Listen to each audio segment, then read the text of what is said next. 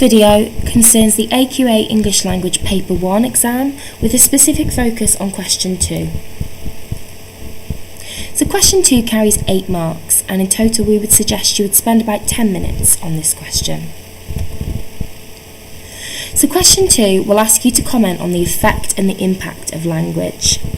So based on the source that you have just read in your 15 minutes reading time, the example will select a short extract from that and ask you to really consider the writer's choice of words and the effect and the impact that that has had on the reader. So it's important to note that this term language analysis isn't something that is new to you.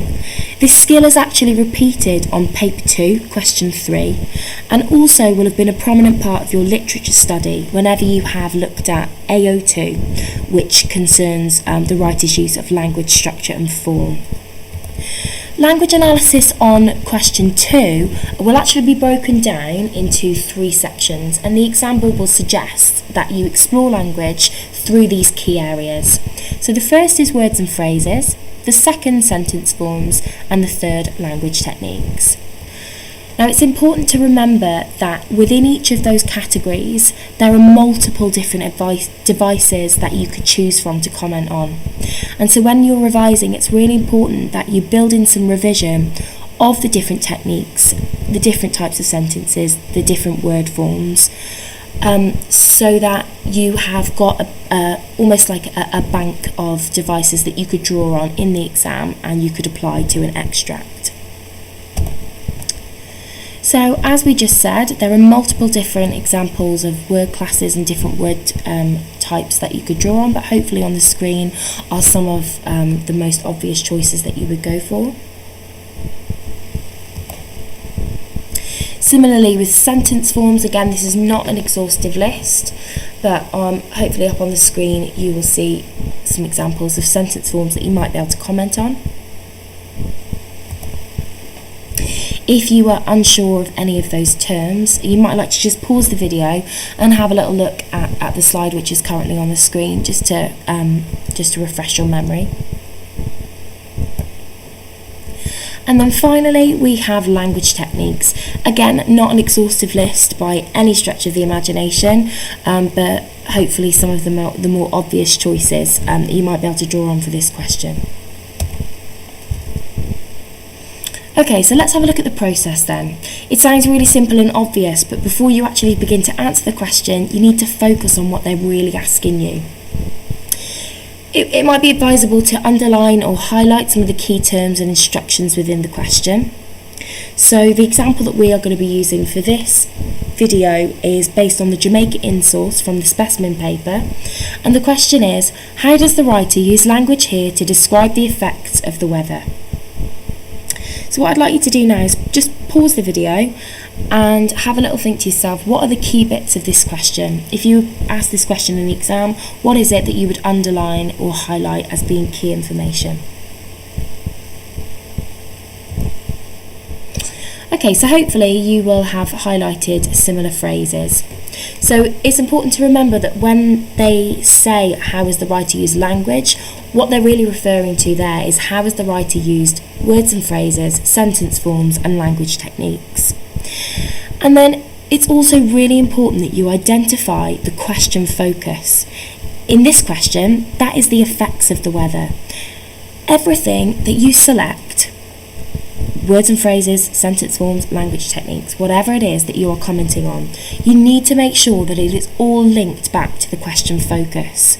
So in this case, everything that we pick out is going to need to be linked back to the effects of the weather, so that we're definitely on task with the question and catering to the mark scheme. Okay, if you have watched question 1, you'll be familiar with this process, but whenever you are asked to look at a certain number of lines from the source, it's always a good idea to draw a box around the section of text that you're being asked to consider, so that you don't get tempted into or tricked into looking at information beyond that box, as unfortunately that won't be credited. What we have seen with question 2 is that sometimes they'll actually give you the section of text already in a nice neat box above the area in which you would write in, and therefore you wouldn't need to do this section. Okay, so once you have got the section of text that you are allowed to look at in front of you, you need to, it might be a good idea to write, as I have done here, the topic of the question so that you can keep a really tight focus on that. So in this case, it's the effects of the weather. So what I'd like you to do now is pause the video and have a read through the extract in front of you. So hopefully you've paused the video and read the extract, and now you should be in a position to begin to underline and highlight examples of words and phrases, sentence forms and language techniques that are going to help you to describe the effects of the weather in line with the question. If you take highlighters into the exam, you might like to kind of do a bit of a colour code, so words and phrases in one colour, etc. It is important to remember that you do only have 10 minutes on this question, and therefore it's probably a good idea to aim for about 3 paragraphs, one on each of these key areas. So when you're actually looking through this extract and deciding for yourselves and picking out certain words and phrases that you might like to discuss, you don't need to annotate the whole extract because you're not going to have time to talk about every example that you find. So once you do find an example that you're happy with and you feel that you could expand and link to the topic of the question, don't waste time on annotating the whole thing. Just find one example of each and move straight on to the analysis of it. So if you just pause the video now, I want you to see if you can find your own examples, or think to yourself, if I was given this in the exam, what word and phrase would I pick out as something interesting that showed me the effects of the weather? What sentence form would I identify? And then also, what language technique would I go for? Okay, so hopefully you've paused the video and we're now ready to feedback on some of the ideas that you could have picked. Now what I'm about to go through is not an exhaustive list. You could have selected multiple examples of different words and phrases within the extract, but I'm just going to go through a couple of the key ones that I identified. Now, as I said before, just for the purposes of this, I've identified 3 different things that I could talk about, but I would only ever really go for one of those because that's all I would have time for. So let's have a look at the first thing that I identified, which was a series of verbs. So whenever we can, we want to be using subject terminology. Instead of just saying words, we want to identify them as either verbs or adjectives or whatever they are. So in this case, we have the verb shaking, the verb trembled, and also the verb swayed. Now, in terms of linking that to the effects of the weather, I might go on to say that the verbs created a sense that actually the weather was something quite frightful, or the weather was very controlling and therefore caused the coach itself to be kind of in a state of disarray and panic almost in the weather. I am actually going to develop that into a P paragraph as an example, so hopefully I'll be able to expand on my idea in a couple of minutes when we get to that slide. So that was to do with the verbs that you could have identified with words and phrases. You may possibly have thought about the effects of the weather on the horses as described in paragraph 2.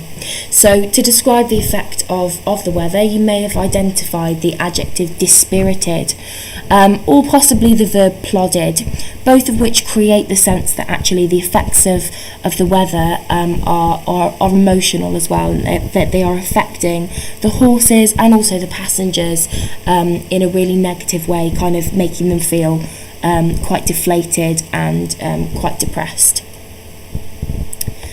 Finally, just as another example, you could possibly have identified the adverb hopelessly, which again kind of links to the emotional effects of the weather and the way that the weather is kind of is filling the passengers and the animals and everyone on that journey with a sense of despair. Okay, so those are our ideas for words and phrases. And as I said, we will go on in a minute to see how we would develop that into a full paragraph. Okay, in terms of sentence forms can be a bit trickier to identify, but hopefully you will have noticed that this section is split into 3 paragraphs, and each of those paragraphs is actually one long complex sentence. In fact, it's actually a multi-clause sentence because we have multiple subordinate clauses building up this sentence. Now again, in terms of linking every point that you identify to the topic of the question, we now need to consider, okay, well how do these multi-clause sentences describe the effects of the weather? And in this case, you might say something along the lines of the fact that the multi-clause sentence is quite long, quite drawn out, seems like an ongoing process, in the same way that the coach journey seems like a long, drawn out process, made even worse, made even more miserable by the effects of the weather. Okay, in terms of language techniques, again, there were multiple things that you might have picked out here. But the first thing that I focused on was the use of personification, so the way that the wind is actually shaking the coach. So with personification, it's figurative language to create images in the reader's mind. So you might like to explain what image that creates in your mind of the wind actually grabbing hold of the coach as if it was some sort of predator or beast and shaking it, or some kind of like mischievous kind of force trying to seeing the passengers despair as a bit of fun. Alternatively, you might have focused or you might have picked out the use of the simile, rocking between the high wheels like a drunken man. So if you were going to develop that into a paragraph, maybe you would have considered the idea of the coach being almost under the influence, like a drunken man, under the influence of the wind, almost as if instead of being drunk on what we would assume to be alcohol, that the coach itself is almost drunk on the wind, that it's become intoxicated by the wind, and therefore is a little bit helpless. Alternatively, you might have picked out the use of the onomatopoeic sounds of creaked and groaned, or the use of sensory language to show that the effects of the weather are actually they're everywhere. It's kind of like an omnipresent force that's surrounding the passengers, surrounding the horses, surrounding the coach, and there's no way of getting away from it. Okay, so any of those examples that I just discussed then, or either you have picked out yourself, could be developed into paragraphs. Now, as I think I said before, we're going to kind of aim for about 3 paragraphs within this 10 minutes, if we can, between 2 to 3. And what we're going to aim for in these paragraphs is actually to follow the PEA process. You might be familiar with PEE process, point, evidence, explain, but in this case I'm going to go for something very similar, which is point, evidence and analyse. So, 3 paragraphs. Hopefully, 1 on words and phrases, 1 on language techniques, and 1 on sentence forms. Now, what we would hope to go for, so that your paragraphs are really nice and well structured and they're very clear, is to introduce each paragraph with a topic sentence. And that topic sentence will just set out whether your paragraph is going to be on words and phrases, language features, or sentence forms. So let's start with P. So we're putting forward our point now. You're going to offer a comment about how the weather is being described. Remember that obviously the point is going to need to relate directly to the question, and therefore obviously this would change. This idea of weather would change depending on what question you're being asked. Next stage is to put forward your evidence, and you need to be careful here to select quite a concise quote. Remember, you haven't got a lot of time to be writing out big lengthy quotes. Just find the bit that's most relevant. And also, obviously that quote is going to need to back up the point that you've just made.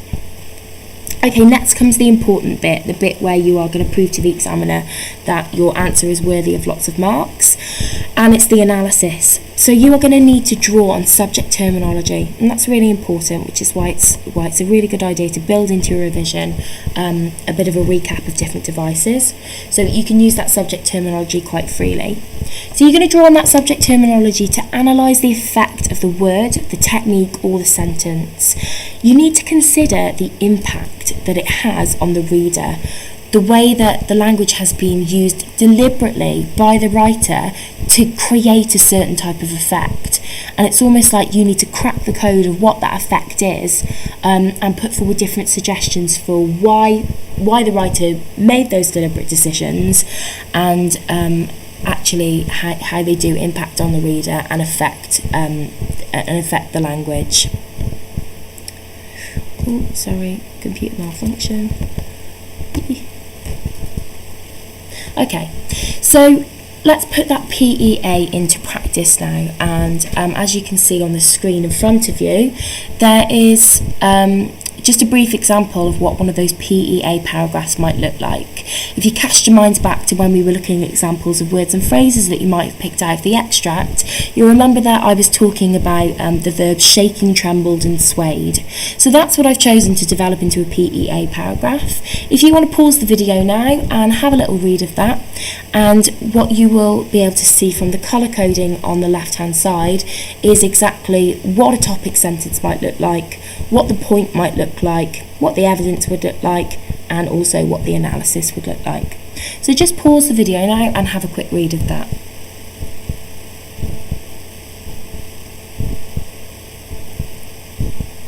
Okay, so hopefully you have paused the video and had a read. What you will notice, hopefully, about this paragraph is the fact that the analysis is by far the biggest section. Because that is the section where you're really going to unpack the quote and really get down to the nitty-gritty of why the writer has made that deliberate choice and what the effect is on the reader. In terms of unpacking the quote, so really getting to the bottom of the language and everything that means and everything that suggests, you might like to revise a couple of these questions just to act as prompts when you're in the exam and things to consider. So when you're thinking about unpacking a quote and unpacking the language, you might consider what images are being created in your mind. Is it a positive image? Is it a negative image? Is it supposed to be a scary image, a frightening image, a shocking image? Try to think about what that image is and the way that the writer anticipated it to affect you. Secondly, you might consider the sounds that are being created. So if you've got any alliteration or any onomatopoeic sounds in there, you might consider, okay, are the sounds harsh? Are they soft? Are they long and drawn out, or are they short and clipped? Whatever the answer is to that, what is that telling you about the tone or the intentions of this extract? You are also going to need to consider what are the connotations of the word or the technique. Connotations just literally means what do you associate with a word or a technique? What does it make you think of? What feelings do you associate with it?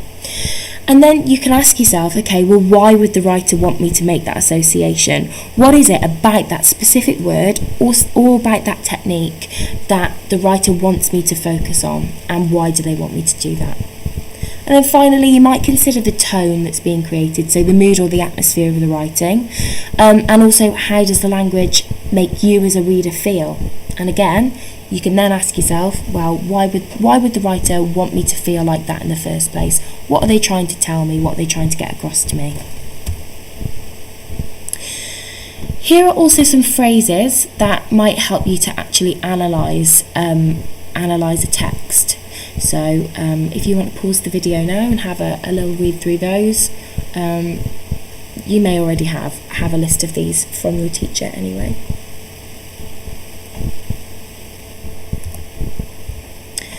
Okay, so let's recap this process then. Firstly, I haven't put this on as number 1, so we'll call this point 0. You are going to need to build into your revision a time where you revise language devices, different word classes, different types of sentence forms, different language techniques that you could draw on, so that you've got a bank of different devices that you can draw on when you get into the exam. Okay, number 1 then. You are going to underline the key parts of the question so that you know at all times what the exam board are actually asking you for. Number 2, you are going to draw a box around the section of the text that is stated in the question. Sometimes they might do this for you, but if not, don't forget to do it so that you don't get tempted into extracting information from outside that area. Number 3, you are going to select your answers by underlining words or phrases, sentence forms or language techniques that link to the question. And remember, it's imperative that they do link to the question and that they are going to help you to explore whatever it is that the exam board have asked you. And then we come to actually writing those points. So you're going to introduce the paragraph with a topic sentence to tell the examiner what your paragraph is going to be about, words and phrases, sentence forms or language techniques. And then you're going to follow that PEA format, point, evidence, analysis, possibly thinking about some of those probing questions that we've just looked at to really help you unpack and get to the bottom of what that quote means. Here are some things to watch out for in this question. As we've said before, only base your answer on the information from inside the designated lines. Make sure that you do use subject terminology. If you don't, that's going to really happen your marks. Don't just feature spot, okay? It's not just about identifying a simile or identifying, oh look, here's a metaphor. You've got to actually explore the impact and think to yourself, right, what is the effect of that simile? What is the effect of that metaphor? What is the effect of that listing sentence? Whatever. Don't feature spot, explore the impact. And lastly, make sure that you link all of your points to the topic that you have been asked about. Okay, so coming up next is another example. It's a short extract from Holiday Memories by Dylan Thomas, and it's just a short extract that you are going to be able to pause the video to and see whether you can apply the steps that we've just focused on, and have a go at it yourself. Okay, so if you want to pause the video and have a go at that.